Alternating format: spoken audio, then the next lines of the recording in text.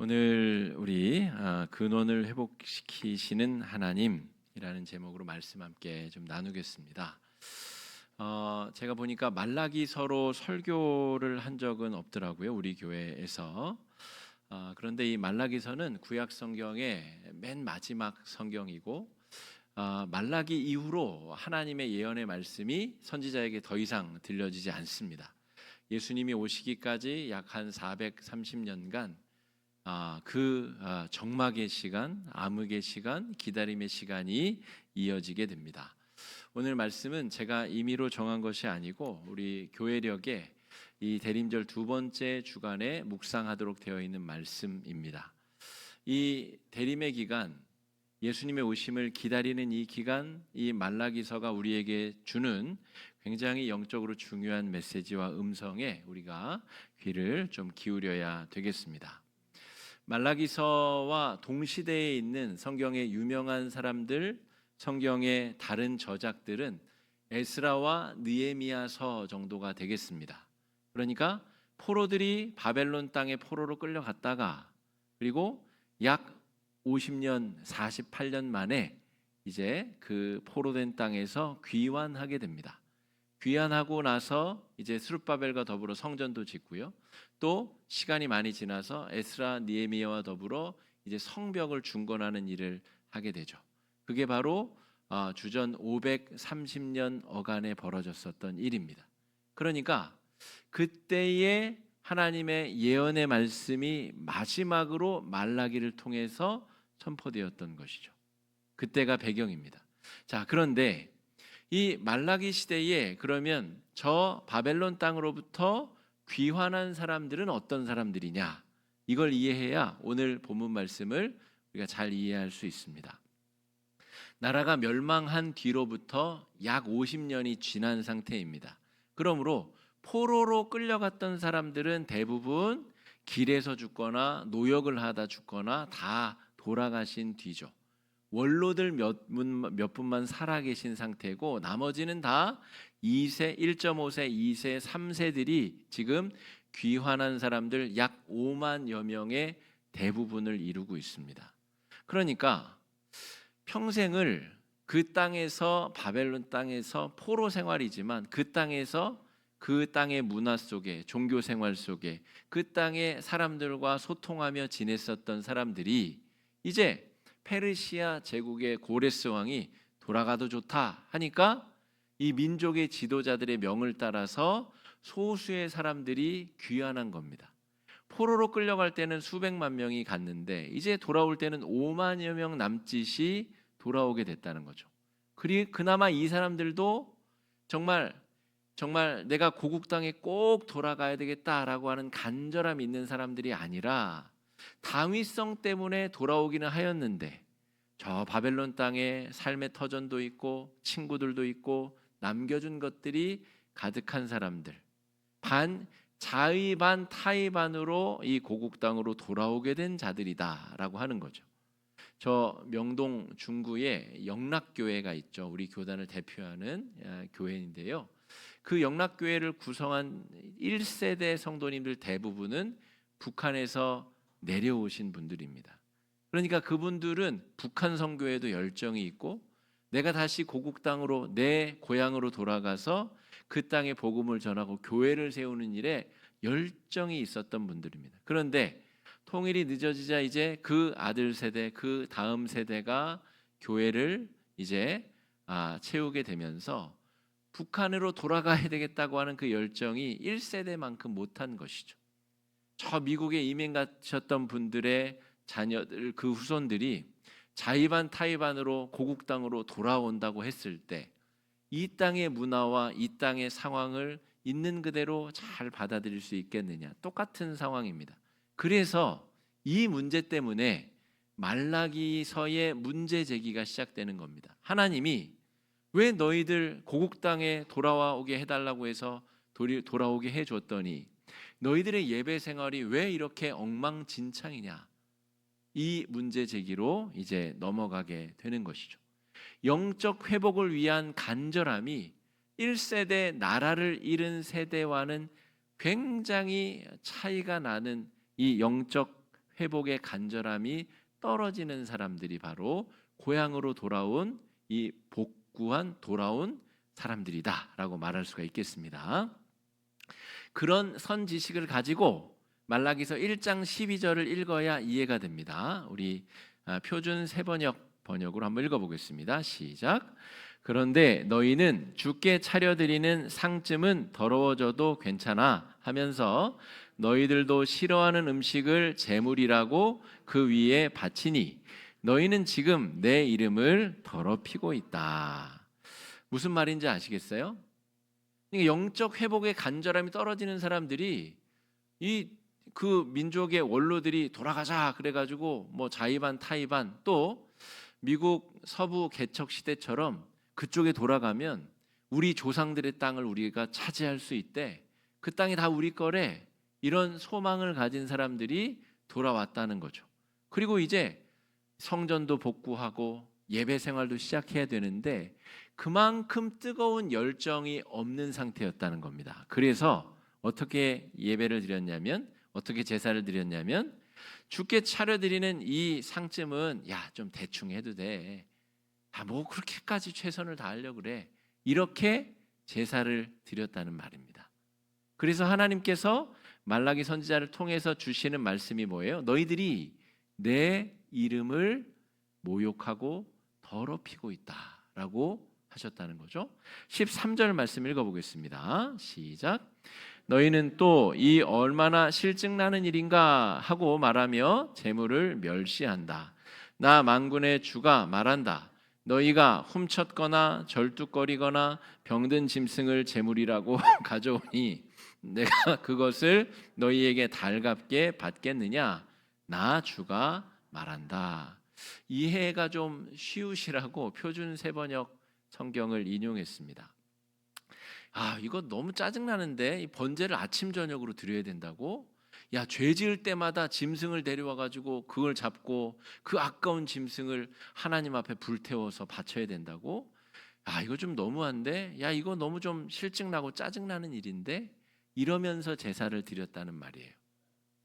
그러니까 하나님 입장에서 야, 그러려면 제사를 뭐하러 드리니? 그냥 이방신들을 섬기고 그렇게 살지 왜 나를 믿는 척 연기를 하고 속마음은 하나도 나를 경외하는 마음이 아니면서 왜 이런 예배를 드리고 있냐라고 지적하시는 내용입니다. 나 만군의 주가 말한다. 너희가 훔쳤거나 재물을 가져오는데 훔친 재물을 하나님 앞에 드렸다는 거예요. 참 기가 막히지 않습니까? 절뚝거리거나 병든 짐승. 자, 율법에는 하나님 앞에 제물을 드릴 때는 흠과 점이 없는 것을 드려야 되는데 그거는 상품성이 있잖아요. 그러니까 팔아먹거나 아니면 자기 농사하는데 도구로 이용하거나. 그런데 어차피 병든 거는 어차피 죽여가지고 하나님 앞에 불태워 드릴 거, 야, 이거 좀 절름절름 하는 거 이거 드리자. 그렇게 했다는 겁니다.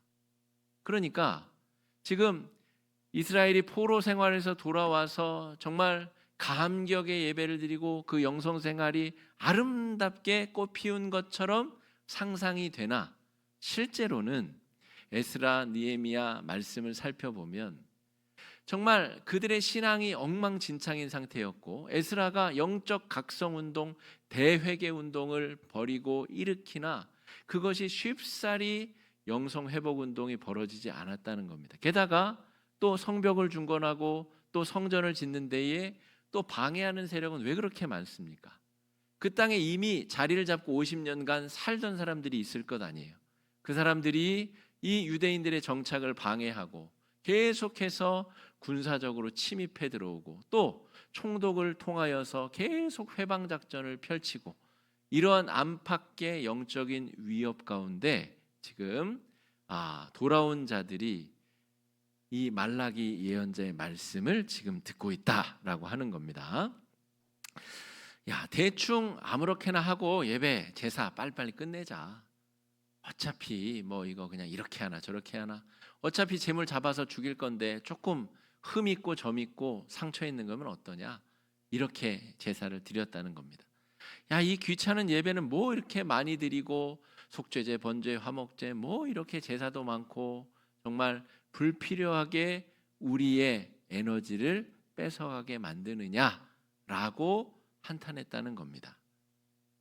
그 문제에 대해서 하나님께서 말라기 선지자를 통해서 이야기하고 계시는 거죠.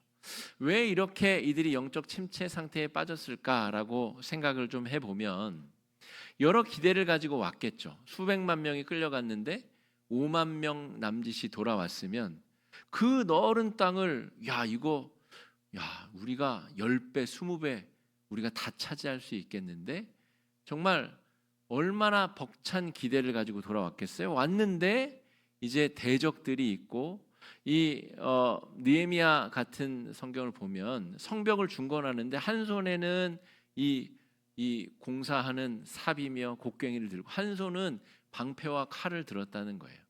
그러니까 언제 어디서 적이 침입해 올지 모르니까 싸우다가 공사 조금 하다가 그렇게 성벽을 지었다는 거예요. 그러니까 기대와는 달리 돌아와서 자기들이 가나안 땅에 돌아간다고 해서 왔는데 그게 기대와는 달리 쉽사리 나아지지 아니하는 삶의 자리 때문에 낙심하고 그 와중에 또 하나님 앞에 제사는 드려야 되고 하다 보니까 이들의 신앙 자체가 경직되고 굉장히 무너지고 있는 상황이다라고 할 수가 있겠습니다. 50년 가까이를 바벨론 땅에서 살았어요. 지금으로 치자면 저 당시의 바벨론, 그러니까 지금 우리나라로 치자면 서울이나 부산, 광주 같은 데로 끌려가서 거기서 비록 노역 생활을 하고 노예 생활을 했지만 거기서 지냈다는 거예요. 그 생활권과 문화권을 누렸다는 거예요. 그런데 이들이 귀환하에서 돌아왔다는 데는 읍면소재지 같은 데입니다. 돌아왔는데 자기들이 그 화려한 바벨론 문화, 그 이방 문화, 이방 종교와 이방 문화에 자기가 누리던 것들 하나도 누리지도 못하고 밤낮 없이 외침의 공격을 시달려야 되고 또 익숙하지 않은 제사를 드려야 되는 일 때문에 아끼는 가축들 늘 바쳐야 되고 이런 여러 가지 악의 순환 구조가 그들의 마음 가운데 벌어지고 있었다라고 하는 거죠. 그러면서도 그 바벨론의 이방 문화는 버리고 싶지 않은데 그들은 다윗 시대의 영광은 또 재현하고 싶은 겁니다. 이곳에서 우리 조상 다윗이 정말 광대한 제국을 통치하셨었단다. 이제 하나님께서 우리로 돌아오게 하셨으므로 우리도 그런 기대를 품고 나아가자. 근데 실상은 그렇게 되지 않는 거죠. 그런 이 기대와 현실이 맞지 아니하는 이 상황 가운데서 이 영적 붕괴 과정이 진행되고 있다 할 수가 있겠습니다. 그래서 썩은 음식과 병든 제물로 하나님 앞에 제사를 드렸고요. 또 11조, 형식적 11조를 드려가지고 이 사회보장 제도가 무너지게 만들었습니다.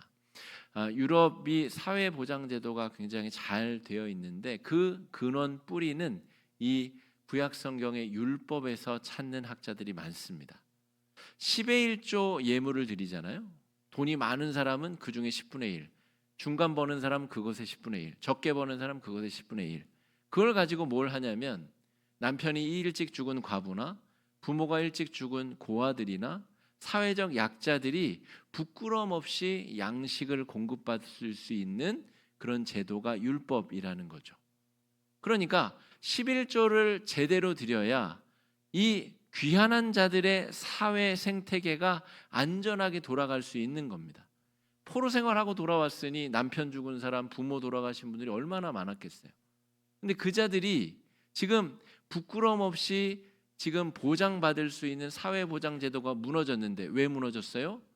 사람들이 제대로 된 11조를 바치지 않았기 때문에 나눠줄 수 있는 게 없는 겁니다. 그래서 여러분이 말라기서 하면 가장 유명하게 기억되는 구절이 그래서 11조와 관련된 구절일 거예요.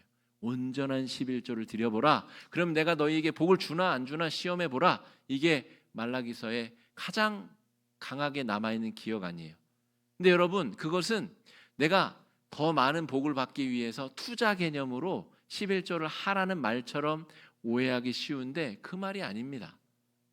포로 땅에서 귀환한 자들이 신앙생활이 엉망진창이다 보니까 제사는 썩은 제물로 하나님 앞에 드리고 병든 제물로 형식적으로 드리고 11조는 제대로 드리지 아니하 가지고 이 거렁뱅이들이 넘쳐나고 있는 이 귀한 자들의 삶의 현주소는 하나님의 백성들이라고 여기기가 몹시 불쾌하다는 겁니다. 하나님께서 너희가 어떻게 내 백성이라고 이름을 달고 행할 수 있느냐?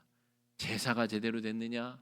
너희가 11조를 드려서 약자들이 너희에게 잘 먹을 수 있도록 그렇게 공급하고 있느냐라고 하는 겁니다.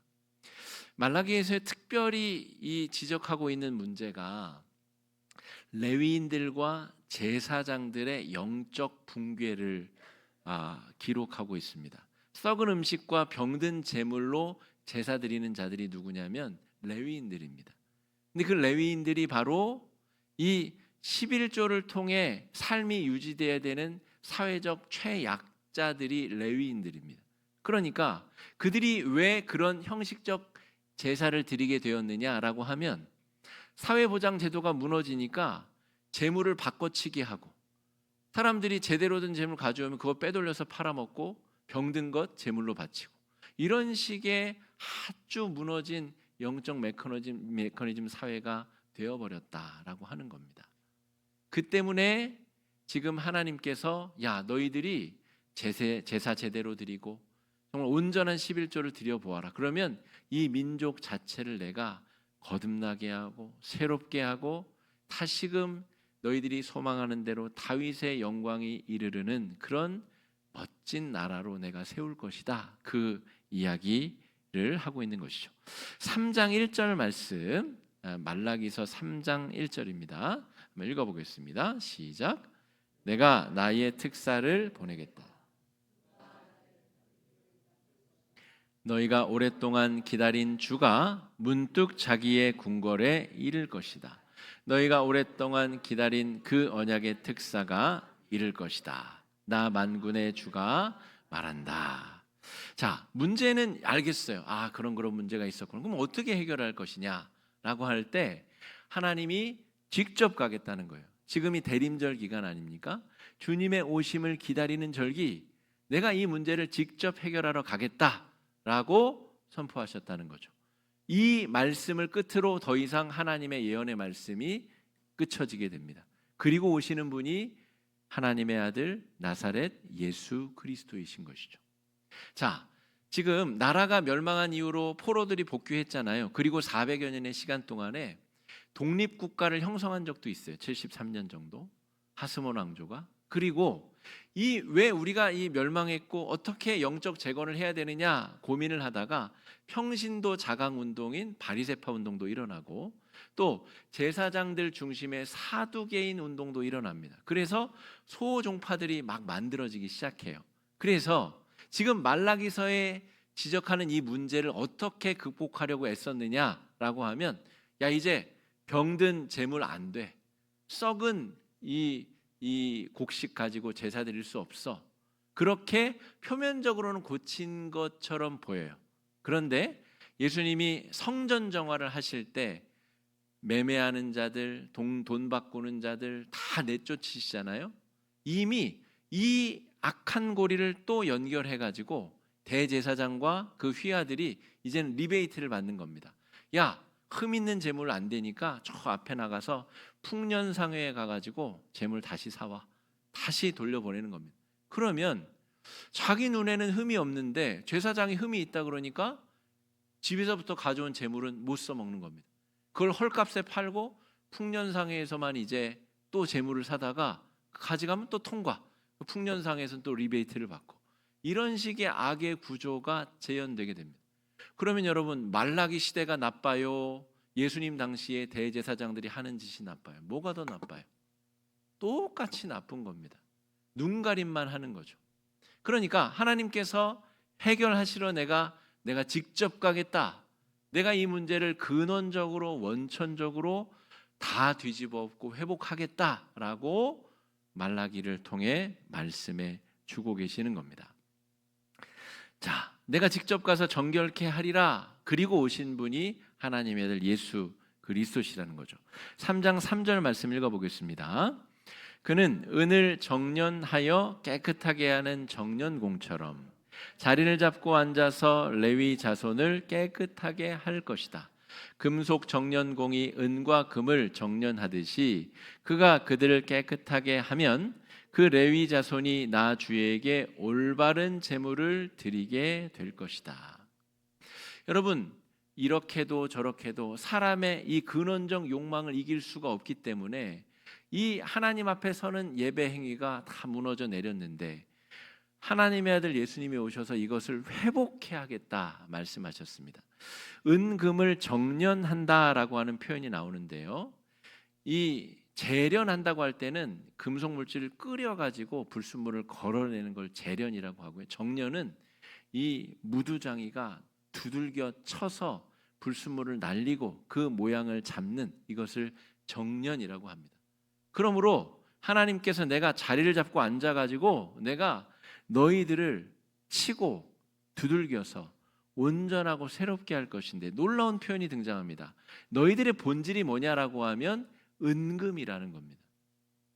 그냥 아무짝에도 쓸모없는 뭐 그런 광물이 아니라 동이나 철이나 뭐 그런 것들이 아니라 너희들은 내 앞에 은과 금과 같은 본질적으로 소중한 존재들인데 그 빛을 잃어버렸다는 거예요. 그것이 오염되어서 퇴색했다는 겁니다. 내가 너희를 불로 끓이고 너희를 두들겨 쳐서 너희들 금과 은의 본질과 정체성을 회복할 것이다. 이 사건이 바로 예수님의 성육신 사건이고 십자가 위에 달려 돌아가신 예수님의 십자가 은혜의 사건인 겁니다.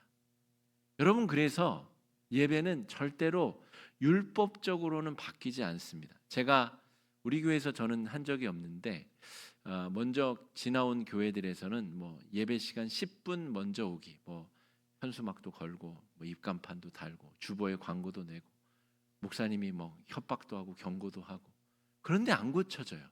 예배 10분 전에 와서 예배를 잘 준비하는 것. 옛날 우리 선배들은 우리 헌금 드릴 때 집에서 다리미로 헌금 빳빳하게 다려가지고 가장 좋은 돈을 준비해서 가장 깨끗한 옷을 입고 와서 예배 드렸는데 지금 그렇게 준비된 예배를 드리기가 쉽지가 않습니다.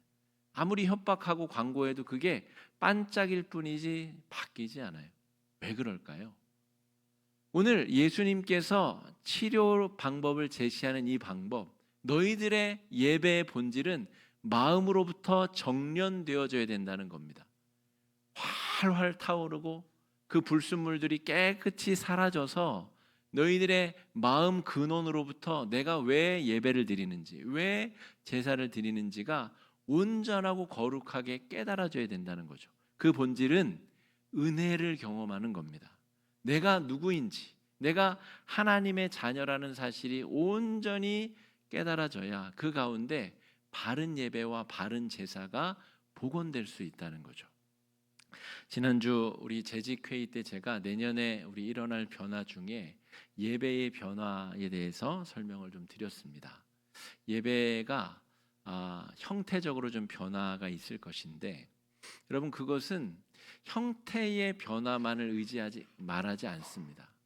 형태는 뭐 앞쪽에 찬양 시간을 늘리든 지금처럼 전통 예배로 성시교독도 하고 이런저런 순서를 갖든 그 형태에 따라서 우리의 내면의 본질이 바뀌는 것이 아닙니다. 아까 말씀드렸듯이 말라기 시대에도 제사가 엉망이었고 예수님 당시에도 표면적으로는 깨끗한 제물을 드리는 것 같으나 그것이 돈벌이 수단이 되고 또 대제사장과 그 졸개들을 살찌우는 수단으로 타락하였다는 것이죠. 정말 본질은 우리 안에 내가 은과 금과 같은 정결한 자로 예수 십자가의 보혈로 내가 하나님의 자녀라는 사실이 온전하게 깨달아지고 그 은혜의 사건으로 충만한 상태로 하나님께 예배하는 자리가 사모되어지고 간절히 하나님 앞에 서기 원하는 마음이 충만해질 때 우리의 예배는 진정성 있고 거룩하게 드려지게 되는 겁니다. 외형과 형식이 그 본질을 지배할 수 없는 거죠. 이 내면적인 은혜의 본질이 우리의 형식을 지배하게 되는 겁니다. 지난주 화요일, 수요일 여러분 뭐 잠을 못 주신 분도 계실 텐데 화요일 밤에서 수요일 사이에 국가적으로 큰 위태위태한 일들이 있었습니다. 속속 드러나는 사실에 의하면 그 비상계엄이 선포되고 해제가 되기까지의 모든 과정이 합법, 준법, 민주주의에 의해서 진행되었다기보다는 그 위법성이 계속 드러나고 있습니다. 그리고 그 위기의 순간에 국민들이 또 밤잠을 설치고 국회로 달려가서 군인과 또 의결권을 가진 국회의원들 사이를 막아섰습니다. 지금도 생각하면 아주 간담이 서늘한 그런 순간들이 지나갔습니다. 여러분, 우리 그리스도인들은 그 지난주 굉장히 역사적인 위태위태한 순간이 넘어섰는데 여러분은 그 순간을 어떻게 기억하세요? 역시 우리 국민들 대단해. 우리 민주주의 수준이 대단해. 야, 운이 좋았어. 그때 누구만 까탁 뭐 했어도 큰일 났을 텐데. 세상 사람들은 그렇게 말할 수 있어도 우리 성도들은 그렇게 생각하거나 말하면 안 됩니다. 철저히 하나님의 은혜로 하나님이 지켜주시고 붙잡아 주시고 하나님께서 정말 불꽃 같은 눈으로 지켜보셨기 때문에 그 밤에 정말 하나님의 은혜로 잘 6월 그야말로 죽음의 사자가 넘어간 겁니다. 여러분, 순간순간 이런 은혜를 경험하는 자들만 주일 예배를 진정성 있게 드릴 수 있습니다. 주의 은혜로 살지도 않아놓고 주일에 예배 드리려니까 얼마나 힘들겠어요. 그러니까 아까 1장 12절 13절처럼 또 가야 돼. 예배를 지난주 드렸으면 되지 또 드려야 돼. 이거 좀 대충 하면 되지 이걸 그렇게 엄격하게 해야 돼. 이런 마음이 들 수밖에 없는 거죠.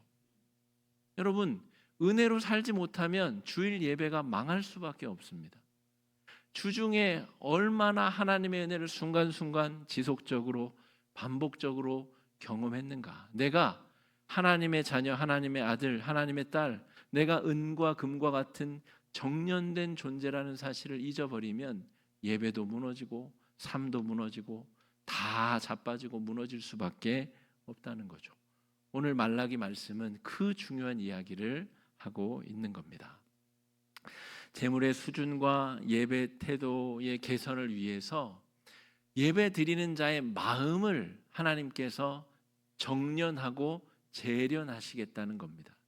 너희들의 그 불순물 묻은 마음, 그 은혜를 다 잃어버린 마음에 다시 하나님께서 불구덩이에 그걸 집어넣어서 다시 뜨겁게 만들고 재련하고 정련하시겠다는 겁니다. 여러분, 절대로 훈육과 꾸짖음으로는 본질적 변화를 이루어내기가 어렵습니다. 교통단속 막 하면 사람들이 일시적으로 법을 지키죠. 그런데 또 익숙해집니다. 또 신호과속하고 음주운전하고. 그러나 여러분, 자신의 가족에게 그런 참상이 벌어졌다고 하면 그 사실을 절대 잊을 수 없죠. 그 일을 겪은 자가 어떻게 자기가 그 똑같은 짓을 합니까? 그러니까 은혜를 경험한다는 것, 우리가 정련되어서 순결한 은과 금으로 자기 자신을 자각하고 은혜를 깨닫는 것이 우리의 마음의 본질을 회복시키는 일이고, 삶을 둘러싼 여러 문제들과 어려움 가운데 우리의 마음을 하나님 앞에 지킬 수 있는 확실하고 온전한 길입니다. 이 일을 위해 예수 그리스도께서 이 땅 가운데 오셨습니다. 십자가의 은혜를 통해서만 우리는 내가 누구인지를 자각할 수 있습니다. 돈을 아무리 많이 벌고 아무리 회사의 높은 직급에 올라가도 여러분, 회사에서 잘리면 그 사람은 더 이상 그 회사의 명함을 낼 수 없는 존재입니다. 그런 외적인 것, 형식적인 것으로 나의 본질을 절대로 다 설명할 수 없습니다. 여러분, 나라고 하는 사람은 오직 십자가의 은혜를 통해서만 설명할 수 있고 증명해낼 수 있는 존재가 바로 금과 은과 같은 거룩한 본성을 가진 저와 여러분 우리들입니다. 이 사실을 절대 잊으면 안 됩니다. 예배는 은혜로서 내가 거듭난 자임을 증명하는 행위입니다. 그러므로 여러분, 이 예배를 드리러 올 때에는 내가 한 주 동안 어떤 은혜를 경험했는지를 가지고 나오셔야 됩니다. 내가 은혜로 살아가는 자라는 것을 증명하는 시간이 바로 이 시간이고, 그 은혜를 나누는 게 바로 목장 모임 시간입니다. 내가 지난 주 중에 어떤 은혜를 경험했는지, 이 나라 이 민족이 어떤 하나님의 돌보심의 유월의 은혜를 경험했는지를 나누는 것, 그것이 바로 우리가 해야 될 일이라는 거죠. 예수님이 십자가 위에서 달려 돌아가심으로 저와 여러분은 새로운 존재로 거듭나게 되었습니다. 죄에 매여서 목줄이 매여서 끌려다니던 자가 하나님의 자녀로 거듭난 인생을 살게 되었다는 거죠. 하나님과 언약의 관계 안에 피로 연결된 관계 안으로 들어가게 되었습니다. 포로 귀한 자들이 기대했었던 너른 땅, 내 재산, 우리 조상의 땅에 대한 회복, 여러분 그까짓 것 여러분 있다가도 없어지고 또 더 강대한 나라가 침입해 오면 한순간에 사라질 것인데 그것 자체로 나라고 하는 존재, 하나님과 나와의 관계를 설명할 수 없습니다. 정금 같은 존재로 우리가 내일부터 시작되는 삶의 자리에서도 내가 하나님의 자녀 정금과 같은 존재라는 그런 자격을 가지고 내가 말하고 행동하고 살아갈 수 있어야 되겠습니다. 그래야 다음 주에 우리가 또 감격스럽게 만나 예배할 수 있고 하나님의 음성을 내 삶 속에 적용할 수 있게 되리라 믿습니다. 혼란과 어두움이 가득한 것처럼 보이지만 여러분 그 너머에 일하시는 하나님을 주목하시고 하나님께서 이 나라 이 민족을 불꽃 같은 눈으로 지켜보고 계신다는 사실을 잊지 마시고 하나님께 기도하며 이 위기와 어려움을 이겨낼 수 있는 정련된 정금으로 살아가시는 은혜의 한 주가 되시기를 주의 이름으로 축복합니다. 이 시간에 말씀 의지해서 함께 기도하겠습니다. 기도할 때에 하나님 우리의 예배를 확 바꿔주시옵소서. 마음 깊은 곳에서부터 하나님께 예배하기 원하는 뜨거운 심장을 가진 자들로 하나님 앞에 서게 하여 주시옵시고 정말 하나님 앞에 예배하는 이 시간 우리의 모든 것을 불살라드려도 아깝지 않은 존재로 거듭나고 새롭게 해달라고 이 시간에 함께 기도하며 나아가겠습니다. 기도하겠습니다.